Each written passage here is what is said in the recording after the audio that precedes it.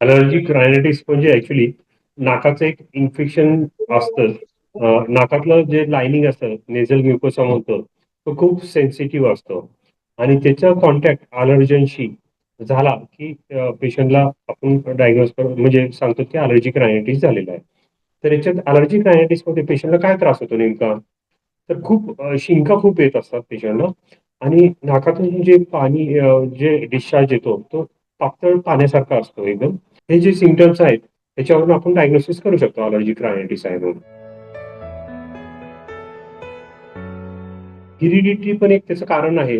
म्हणजे घरामध्ये आईला वडिलांना दोघांना असेल तर चान्सेस खूप असतात, 50% चान्सेस मुलाला वगैरे होऊ शकतात. म्हणजे हेरिडिटी एक कॉज आहे अलर्जिक रायनायटिसचं. पण तसंच हार्मोनल पण आहे.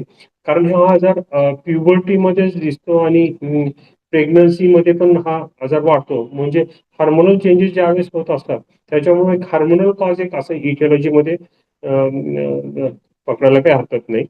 तसंच क्लायमेटमध्ये चेंजेस वगैरे जर असेल म्हणजे ह्युमिडिटी चेंज असेल तर तसंच ॲटमॉस्फेरिक पोल्युशन जे त्याच्यामुळे पण हे होऊ शकतं.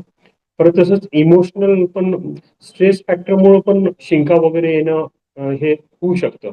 तर हे जे आहेत आणि तसंच प्री डिस्पोजिंग फॅक्टर्स काय त्याच्यामध्ये तर डस्ट आहे, पोलन्स आहेत, पंख वगैरे आहेत, हाऊस डस्ट आहे, माइट्स वगैरे आणि ह्याच्यामुळे पण अलर्जिक रायनायटिस होऊ शकतं.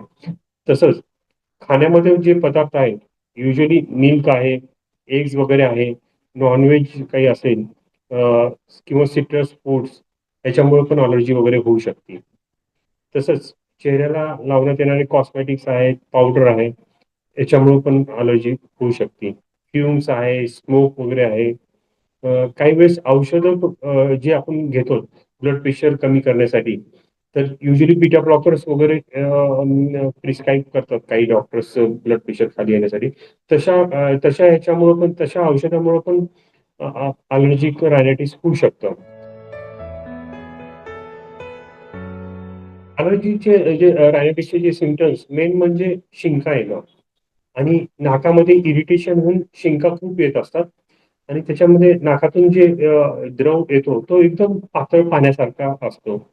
परत नाक कोणतं कोणाकोणाला वास येत नाही.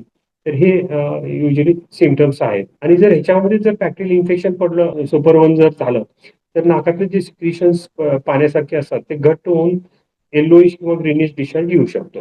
हे सिम्पटम्स आहेत. डायग्नोसिस करायचं म्हणजे आपण ब्लड वगैरे चेक केलं, हिमोग्राम वगैरे ज्याला म्हणतो आपण, सीबीसी. तर त्याच्यामध्ये इओसिनोफिल्स वाढलेले असतात. नाकामधले सिक्रिशन्स वगैरे कलेक्ट करून तेही पाठवलं त्याच्यामध्ये इओसिनोफिल वाढलेला असतो. काही वेळेस स्टूलमध्ये जंताचं इन्फेक्शन झालंय असं कळू शकतं. परत तसंच स्किन टेस्ट आहेत. आयजी नावाचं ब्लड सिरम आयजी आपण चेक करतो.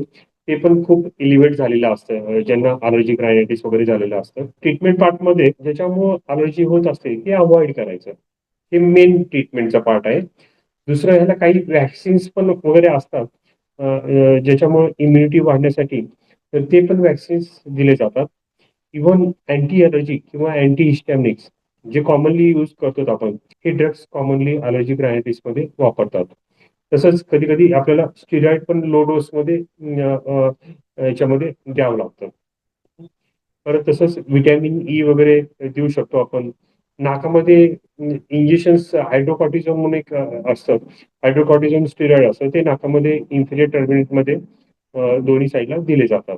पेशंटच रक्त घेऊन इन्फिरियर टर्मिनेटमध्ये आपण रक्त ते सिरिंजमध्ये जे कलेक्ट केलेलं असतं रक्त ते इंजेक्शन नाकामध्ये देऊ शकतो. त्याला ॲक्टो हिमो इंजेक्शन असं म्हणतात त्याला.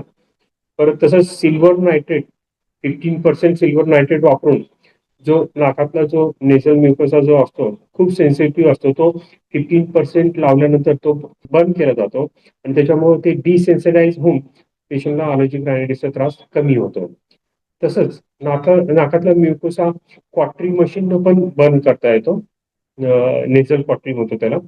हे ट्रीटमेंटचे जे नेझल सर्जरी पण करू शकतो. पण नेझल सर्जरीमुळे पण अallergic rhinitis पूर्णपणे बरा होत नाही. 100% नाही बरा होत. आता फक्त काही सिम्प्टम्स कमी होतात. आता नाकाचं सेप्टम जर डेव्हिएट असेल आणि त्याच्यामुळं नेहमी अलर्जी वगैरे होत असेल, तर ते नाकाचं सेप्टम करेक्ट करणं. नाकामध्ये पॉलिप्स वगैरे जर झाले असतील, तर ते पॉलिप्स सर्जरी करून काढणे. फक्त नेझल ऑब्स्ट्रक्शन कमी होतं सर्जरीनं, पण शिंका वगैरे कमी होत नाही. एकंदरीत अallergic rhinitis हा 100% पूर्ण बरा होत नाही. हा टेम्पररी मेडिसिन्स म्हणजे अँटीहिस्टॅमिनिक वगैरे आहे किंवा नेझल डिकंजेस्टंट वगैरे आहे किंवा नेझल ड्रॉप वगैरे आहे किंवा नेझल स्प्रे पण यूज करतो. हे सगळ्यांनी टेम्पररी कमी होतं. व्हॅक्सिन्स वगैरे सगळं टेम्पररी कमी होतं. 100% क्युअर होत नाही.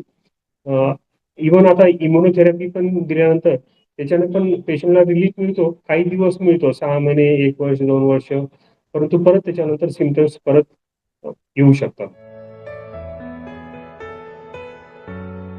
आपण प्रिव्हेंटिव्ह मेजर्स म्हणजे मास्क वापरणे, त्याच्यामुळे allergenचा कॉन्टॅक्ट नेझल म्युकसला होत नाही. आणि अव्हॉइड अलर्जन्स. ते आता अलर्जन तुम्हाला म्हणजे तो खाण्याच्या पदार्थ म्हणजे व्हेज, नॉन-व्हेज ते अलर्जन तुमचं तुम्ही लक्ष ठेवायचं, की कोणते पदार्थ खाल्ल्यानंतर सिम्प्टम्स वाढतात. आपण दररोज लिहिलं, की बाबा हे पदार्थ खाल्ल्यानंतर लक्षात येईल, की तुम्हाला हे पदार्थ खाल्ल्यानंतर वाढतं. तर ते अव्हॉइड करायचे असं आहे.